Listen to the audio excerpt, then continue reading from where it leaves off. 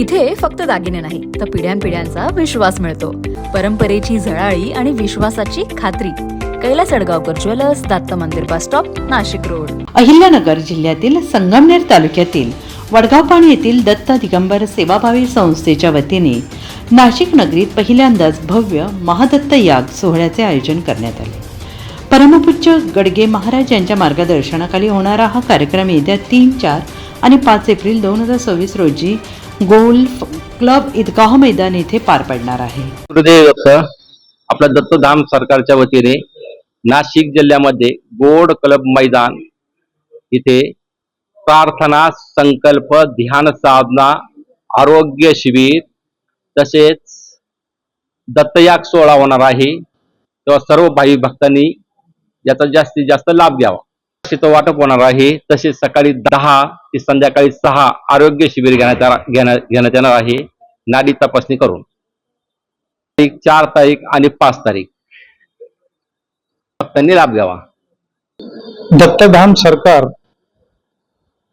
तर्फे नाशिक पुण्यनगरीमध्ये परमपूज्य गडगे महाराजजी यांच्यातर्फे होम हवन, प्रार्थना व संकल्प असा हा 3 दिवसाचा विधी आहे. 3, 4 आणि 5 तारखेला. तर ह्याद्वारे जे काही रुग्ण असतात, कुठलाही रोग असतो हा 2 प्रकारचा असतो, एक शारीरिक व दुसरा मानसिक.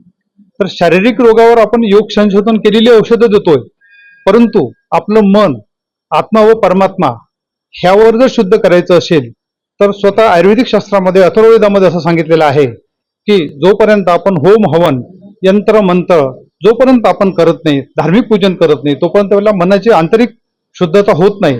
तर असा हा परमपूज्य गडगे महाराजातर्फे नाशिक पुण्यनगरीमध्ये जो काही हा 3 दिवसाचा विधी आहे, ह्याचा सर्व म्हणजे भाविक भक्त व रुग्ण यांनी त्याचा लाभ घ्यावा.